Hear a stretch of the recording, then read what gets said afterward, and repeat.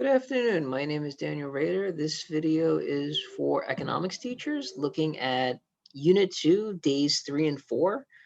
This is the first case study in Unit 2 looking at small businesses and the impacts on supply and demand as price inputs have to change based on various fluctuations in the marketplace for particular goods. In this case, we're looking at what happens when the supplier of pizza ingredients raises their prices and then the small business has to adapt to the increased price.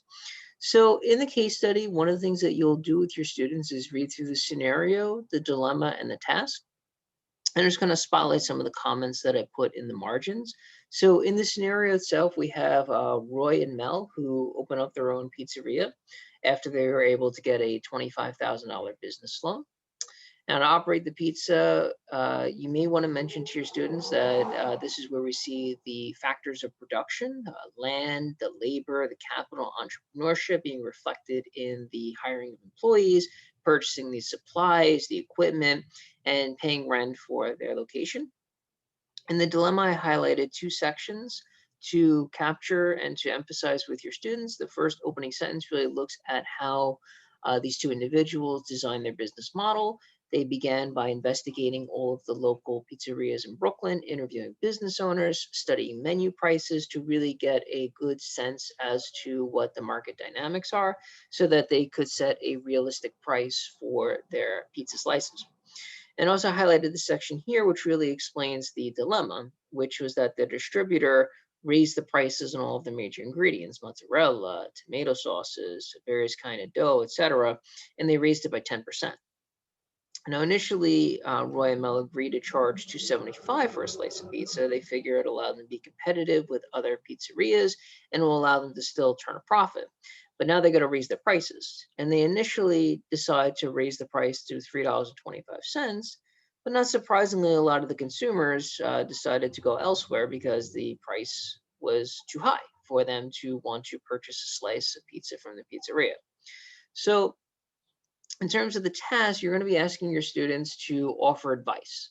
In many ways, it's very similar to some of the case studies that your students did in Unit 1 when they were looking at personal finance and the various case studies that were involved.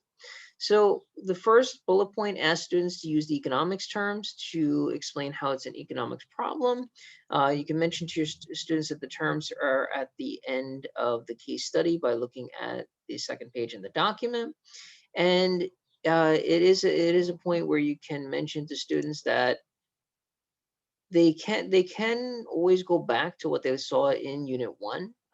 We framed a lot of those case studies within the lens of economics, but it is useful, if nothing else, to emphasize to students that really this is a reflection and a consequence of scarcity, and scarcity forces individuals to engage in opportunity costs and really to evaluate various different options when they make individual economic decisions with the hope that they're effectively managing scarcity and not being ineffective managers. Students will create a supply and demand curve, and there's three different ways that they can do this. So the first way they can do it is if they have pen and paper in the classroom or at home. They can sketch it using a pen or pencil. They could take a picture of their cell phone and they can show you that they did that. The second option is to use the materials provided in the Google Slides, which I'll review momentarily. And then the third option, if they're familiar with Google spreadsheets, they could always use a Google Sheet to plot out the data points itself. There is a companion video that was made for students, specifically showing them how to plot this data, looking at the price for a slice of pizza and looking at the demand curve and the supply curve.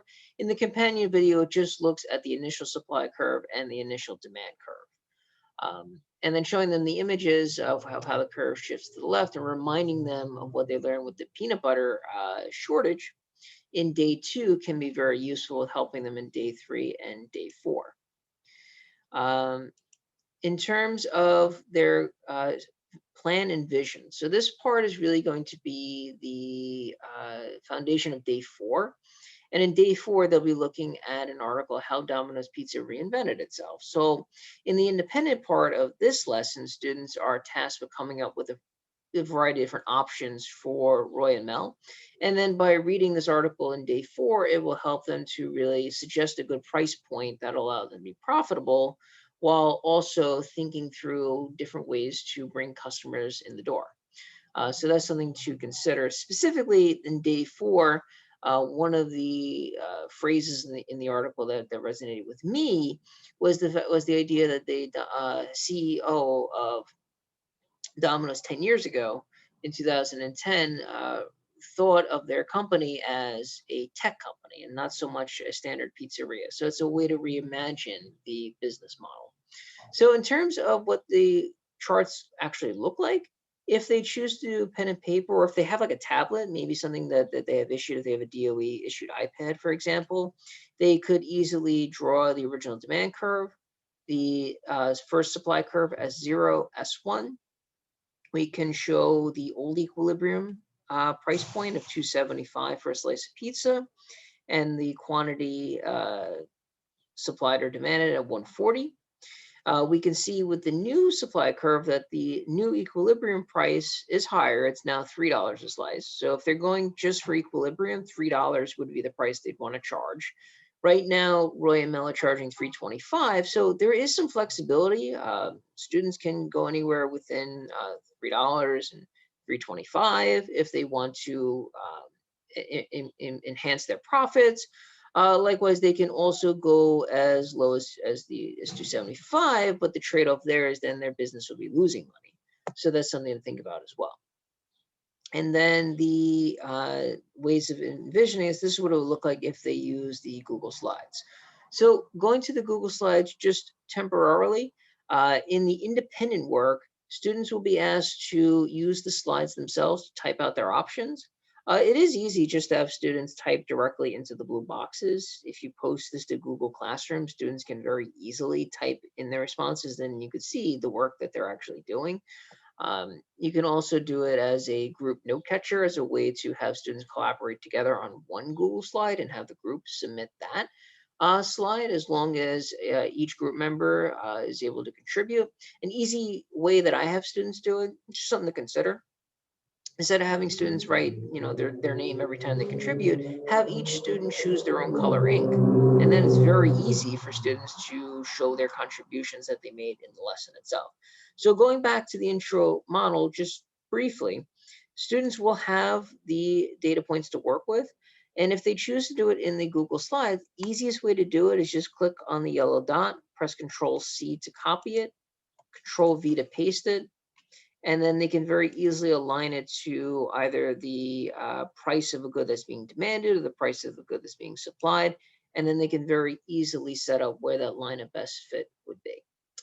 Okay, that'll do it for today. Hope everybody has a great day.